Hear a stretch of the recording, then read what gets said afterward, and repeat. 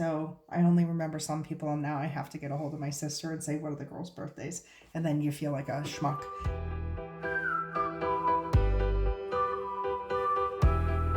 Hey everybody, it's Monique with Oak Knob, and I'm back here with you today to make a scarf to match the hats that we've just completed for my nieces. I bought a pattern for this particular scarf, and so because I bought the pattern, I don't feel comfortable giving you instructions for how to do this. So I'm going to show you how to create the beginning and then do puff stitches, which would match the hat exactly, as opposed to the cluster.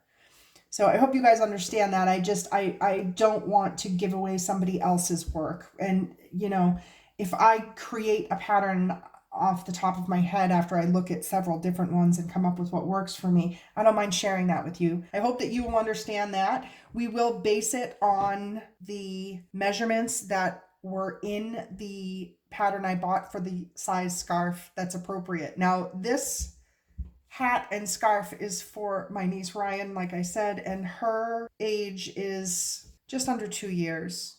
She should be coming up on her second birthday. So, isn't that terrible? I can't remember their birthdays, and it's because I reformatted my computer and I lost everybody's birthdays because I had written everybody down. So I only remember some people, and now I have to get a hold of my sister and say, what are the girls' birthdays? And then you feel like a schmuck.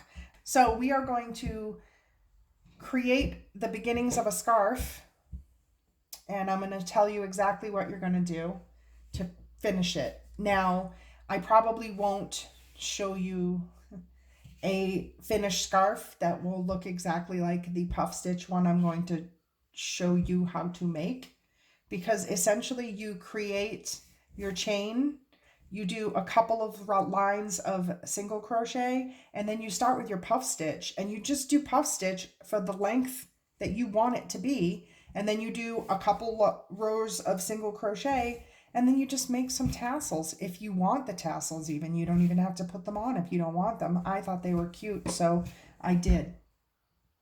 So I'm going to show you the first couple lines doing a puff stitch and then set you loose, because really it doesn't get any simpler.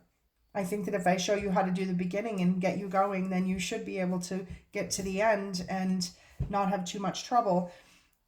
All right, I will see you back here in just a minute once I have put these things aside and gotten my yarn out.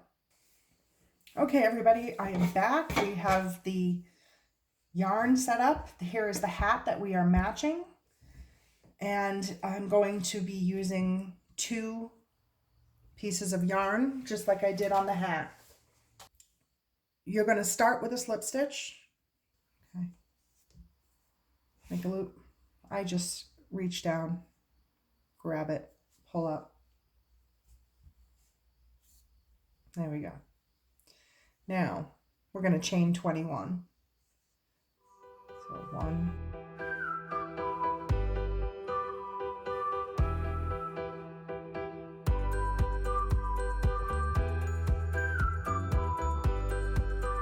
now, if you're new to crochet, just understand that this chain, this initial chain, is, I think, the most difficult bit to work with, because it doesn't weigh anything. There's no heft to it. It can spin on you. So if you are feeling like this is a difficult part, that's okay. It is difficult. You're not crazy. This is hard. Your hands will eventually understand better what to do to deal with it. It's okay to feel like this is a tough part. I think it's a tough part too. I'm going to go back and we're going to single crochet into every stitch. So because it's a single crochet, we're going to chain 1, turn our work. Now I like to work into the back, which is the loop in the back. Some people work into the top, and that's perfectly fine. You can do that. I am going to work into the chain in the back, because I like to have this part be what you see on the outside edge of my scarf. So here's my turning chain. I'm going to turn. I'm going to go into, wrong one, into the first hook from, or first stitch from my hook. Now I'm going to yarn over, pull up, yarn over, pull through both. Okay, now this is the same stitch that we finished our hat off with. So again, we're just going to go into that stitch. Now again, if you're doing it from the back, you can see there's like bumps along the top.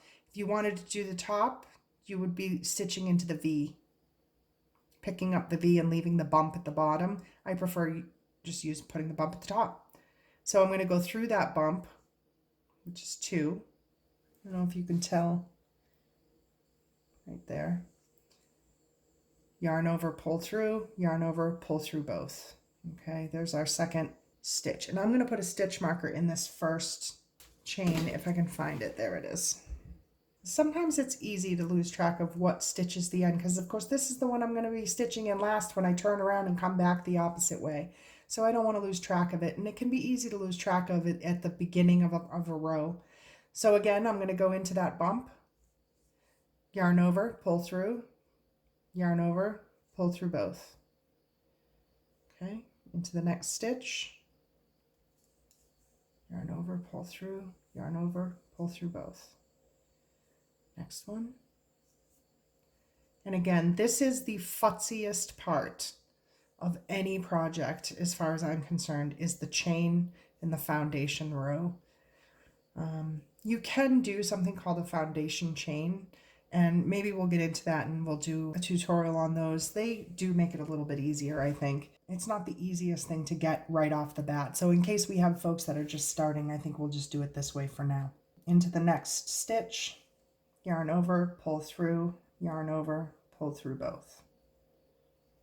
And we're going to do that all the way to the end of the row.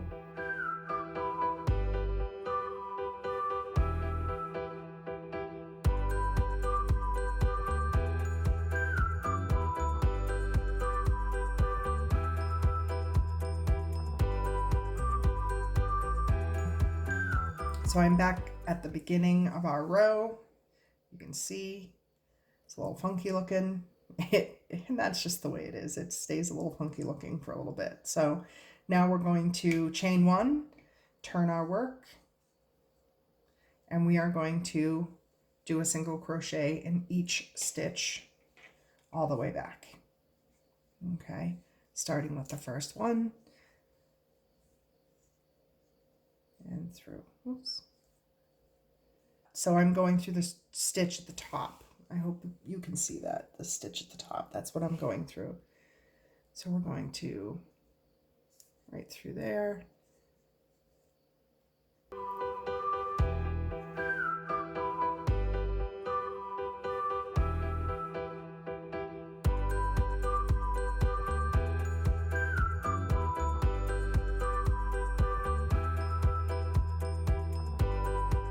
Okay, so we're back to our first stitch. I'm going to go right through that. I marked it. And there we go. Now I'm going to take the stitch marker out, and I will mark this one just because. Okay, so here we are at the end of the row. I'm going to chain 3, turn your work. Yarn over, go into the second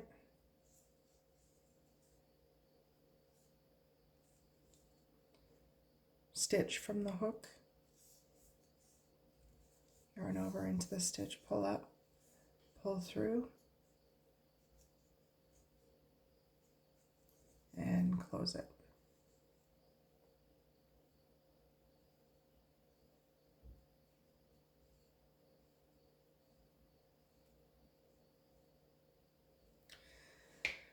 Okay, now we're going to yarn over, we're going to skip a stitch, and we're going to go into the next stitch. So we're yarning over, skipping, go into that one, yarn over, pull through, yarn over, into the stitch, pull through, yarn over, into the stitch, pull through. Grab your yarn, yarn over, pull through all of them, and close it. Okay, now you're just going to do that all the way across. You're going to yarn over, skip a stitch, and make your next puff stitch. yarn over into the stitch, yarn over into the stitch, yarn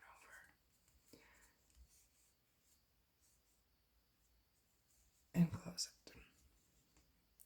Skip one, go into the next.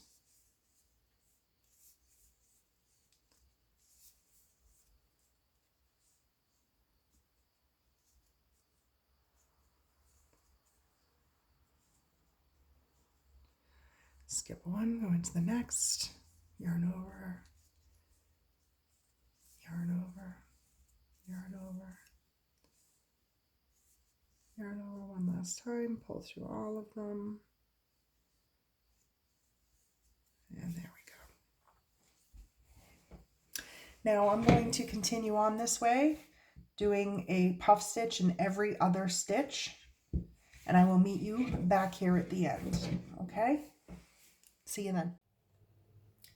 Hello everybody, it is Monique with Oak Knob Farm on the Oak Knob Makes channel, and I am back to talk to you about the scarf. I finished the scarf, guys. I'm so sorry. I just spaced it completely. I was working away, wanting to get this done for the girls before the real cold weather hits, and completely forgot I was supposed to come back and show you how I finished it. So really, you're going to finish it the same way you started it, and I just wanted to show you real quickly how to do these. Really, it's fringe. It's not even tassels. I think I had at one point said that I would come back and show you how to do tassels, and these aren't tassels. They're just fringe. But look at how great our scarf looks. Look at the texture. I don't know if you can see this. It's really nice texture. Let's take a peek at what we do to get these fringe put on. And I'm just gonna take some random yarn I'm not really using. As you can see, I just had started to do something, and it amounted to not much. So I'm gonna cut that off. Now you can kind of decide what size you want your fringe to be. I went with overall 10 inches long for my pieces. And on these, what I did was each piece of fringe has 3 purple and 3 of the variegated strands of yarn. So 6 strands each. And you can either measure out and do it one by one, or you can just take a piece of cardboard, cut to the length you want, and you could, much like this, I'm just going to use my tissue. Let's pretend this is a flat piece of cardboard. You could do this until you have as many around as you want, and then you can slide it off and cut. Let's pretend this right here is where I'm going to put my fringe. So you would take find the middle, put it through the hole that you're using, put your fingers through that hole, grab the ends, pull it down. There you got your fringe. You can just tighten it up. This is what it looks like on the finished side. This is, you can see, the not finished side. I hope this was helpful. And again, guys, I'm sorry that I forgot to come back and finish off this scarf with you. And I hope that you had fun if you crocheted along. If you did, please let me know how it went. If you had any trouble, if you have questions, I'm happy to try to help. I'm certainly no expert, but I generally find a way to muddle through. So I hope you'll come back and spend more time with me so that we can be creative together.